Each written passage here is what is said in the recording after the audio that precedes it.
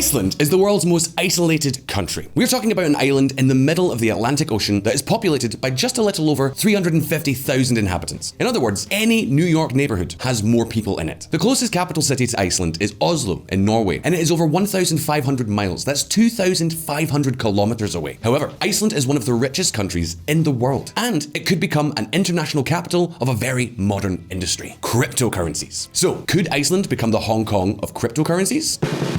Iceland, a paradise for cryptocurrency miners, infobae. So how is it possible that such a remote country can be so important for cryptocurrencies? In this video, we're going to tell you.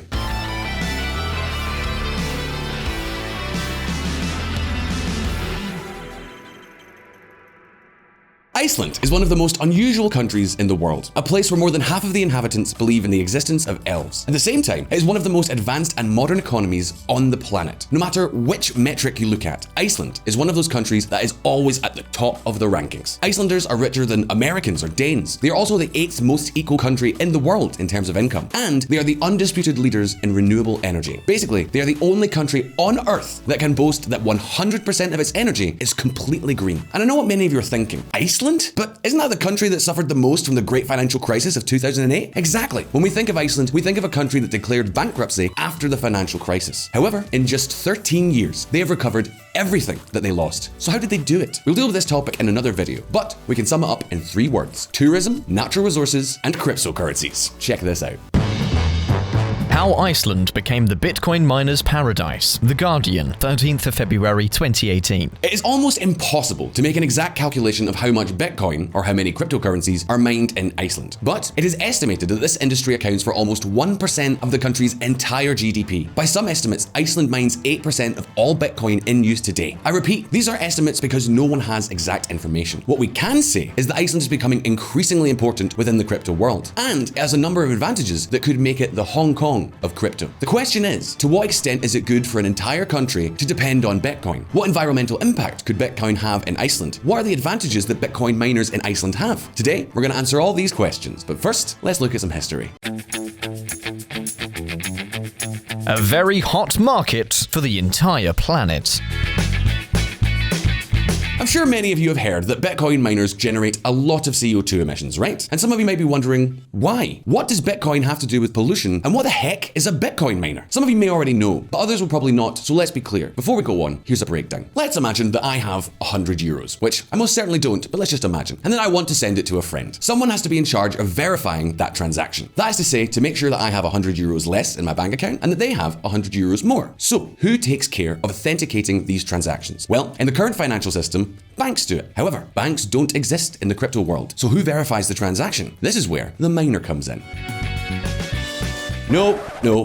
We're not talking about that kind of miner. Actually, what we're talking about is this. You see, the main feature of cryptocurrencies is that all users keep a copy of the same ledger. All the transactions that have been made in that cryptocurrency throughout history are stored in that ledger. In other words, technically, any Bitcoin user could be a miner. So how do you choose who'll be in charge of verifying the transaction? Well, you could say that there's a bit of a contest. The Bitcoin system creates a very complicated equation, the so-called proof of work, and the first user to solve it is the one in charge of verifying the transaction. And what does that person receive in return? Well, 2 things. On the one hand, the miner is paid a commission for the transaction. On the other hand, he is paid with newly created Bitcoins. As you know, the idea behind Bitcoin is that only 21 million Bitcoins will be created. So those Bitcoins are created as miners are paid, and that's why they're called miners. And yes, I know this is a very simple explanation and we've left out a lot of things, but this is a basic concept that you need to understand in order to continue with our story today. So, as you can imagine, this equation is not solved manually. That is, do not imagine a very smart girl trying to solve it with a pen and paper. Actually, we are talking about problems solved by computers. The more powerful the computer, the faster it can solve it. As you can imagine, this has led to a mad race to see who has the most powerful computer. To give you an idea, this is what a Bitcoin mining center looks like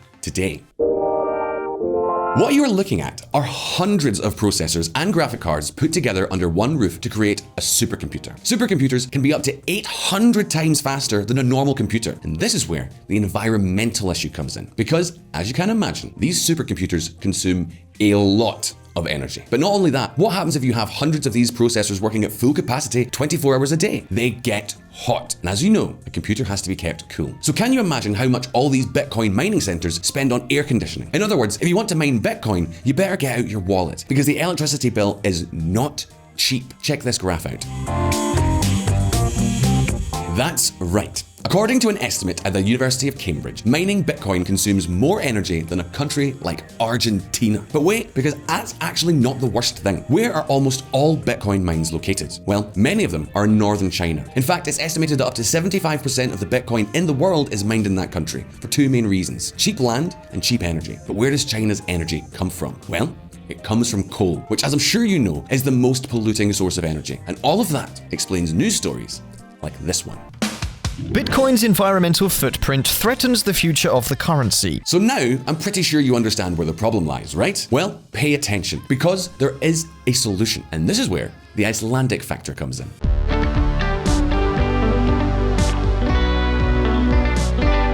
The land of cheap energy. That's right. In Iceland, the marginal cost of producing electricity is practically free. But not only that, 100% of the energy consumed in Iceland is green. You don't believe me? Check out this piece of news.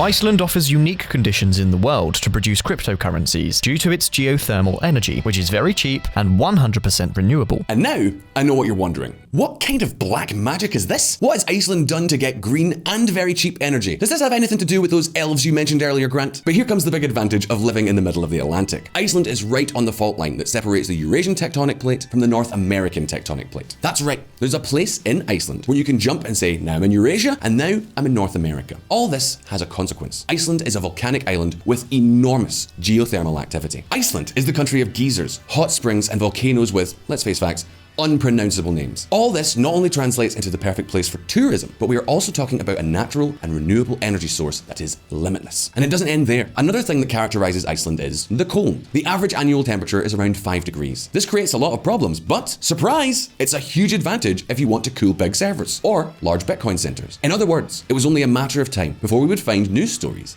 like this one. Iceland is a land of volcanoes, geysers, and now also bitcoins. For example, Genesis Mining. Genesis Mining is one of the most important mining companies in the world today. In 2016, they installed a cryptocurrency mining plant called Enigma. They mine Bitcoin, Ethereum, and other cryptos 24 hours a day, 365 days a year. But they're not the only ones. It is becoming more and more common to find news stories like this. Minersgarden launches new farm in Iceland for cloud mining of Bitcoin and Ethereum. The benefits and profitability of mining in this country have been discovered by different companies looking for their share of the pie. But remember, I mentioned the huge demand for electricity with these miners. Could this pose a problem for Iceland? Well, take a look at this. Bitcoin energy use in Iceland set to overtake homes, says local firm. That's right. The energy used by these companies in Iceland is said to have already exceeded that used by all households. And you may ask, so what's the problem? After all, energy in Iceland doesn't pollute, so that's great, right? Wouldn't it be great if all the Bitcoin miners just moved to Iceland? Well, let's take a look at the other side of that coin now.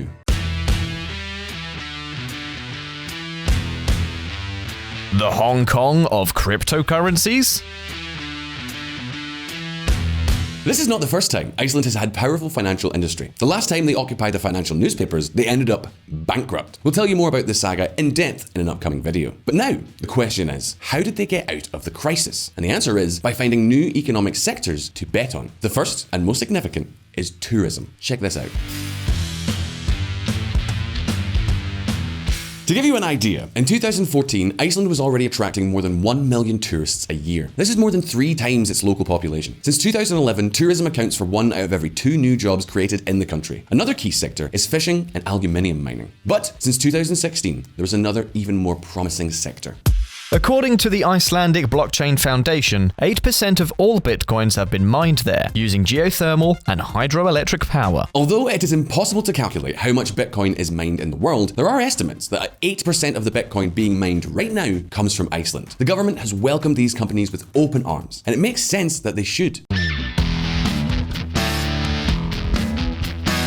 A KPMG report states that in 2016, before the current boom really took hold, the data center sector had already contributed close to 1% to the country's GDP. That was in 2016. At the time of making this video, it's likely that it's a hell of a lot more. And I know what many of you are thinking. Those of you who are veteran followers of VisualPolitik can probably already see what the problem's going to be here. And those of you who are not veteran followers of VisualPolitik, you can subscribe to this channel and hit the little bell button down there so you don't miss any of our updates. Many of you will think that the problem with Bitcoin in Iceland is that they end up becoming dependent on a single industry, right? Well, the truth truth is that they won't. For the time being, Iceland still has a very diversified economy. And it's hard to imagine that Bitcoin is going to change that. Think about it. Most Bitcoin mining companies employ hardly anyone. In other words, they generate a lot of money for the country, but most of the people work in other sectors. So where's the problem? Well, check this out.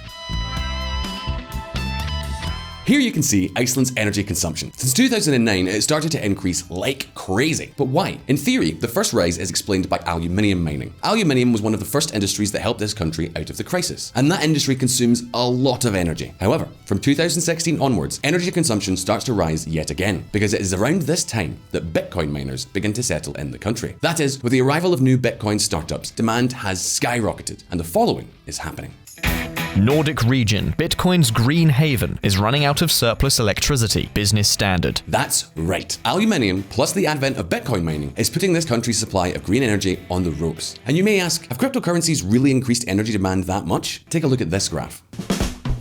Here you can see how every year the energy consumption of servers and data centers grows by 50% year after year. And yes, Bitcoin miners are included in the category of data centers. Put it another way, Bitcoin's energy consumption is about to exceed Iceland's energy production. All this means that, sooner or later, the country will have to increase its power generation. And the question is, can they produce even more green energy? And, luckily, the answer is yes. Not only can they get even more out of geothermal energy, Iceland is also starting to build windmills. You see, until a few years ago, Iceland struggled to install wind power. And why, you may ask? Well, because there was no windmills that could withstand the gales that occur on the island. Now, there is technology that makes it possible to build wind farms in Iceland. In other words, the problem is not environmental, nor is it the lack of diversification. So where, you may ask, is the problem? Grant, please tell us, put us out of our misery. I know it's got something to do with those elves, right? Just tell us now. Well, the problem is, what if one day cryptocurrencies stopped being so profitable? Think of it this way. In recent years, both Bitcoin and Ethereum have grown to amazing highs. That has prompted a lot of entrepreneurs to jump in and set up their own crypto mining centers. Now Iceland needs to build more power generators. But what if one day the crypto rush were to pass? What would happen to all that installed power? Side note, I know many of you think cryptocurrencies are here to stay, but let's be honest, none of us know what's going to happen in the future. And it is very reasonable to suppose that even if Bitcoin is still around in 20 years, it will no longer be as profitable as it is now. Everyone can have their own opinion, but it is undeniable that it is more than likely possibility. In that case, what would Iceland do with all the investment it has made? Faced with this problem, there are two possible solutions. The first is for Iceland to consider exporting green energies to other countries. It would be very expensive because they would have to lay underwater cables, which are not cheap. But it could become a new revenue stream for the country. The second option is for the state not to pay for any of the windmills. That is, that it is the Bitcoin miners themselves who have to pay their own energy sources. This solution could be very attractive because it would allow as many Bitcoin miners as needed to be installed. However, it could make Iceland less profitable for the crypto world. What's more, other Nordic countries like Norway could end up being a better option. So now the question is over to you. What do you think Iceland should do? Do you think it's a good thing for the Icelandic state to gamble on cryptocurrencies and build wind farms paid for with public money? Or would it be better if those wind farms were privately owned by Bitcoin miners? In other words, Bitcoin miners would manage the energy they use. Will we see Iceland become the new Wall Street of crypto? Do you think Iceland is ready to be the powerhouse of Bitcoin mining? Will they be able to meet the energy consumption needs that the elves are asking for? Leave me your answer in the comments below. And as always, don't forget that here at VisualPolitik, we release new videos every week. So subscribe to the channel and hit the little bell button down there so you don't miss any of our updates. If you like this video, please like it, and I'll see you next time.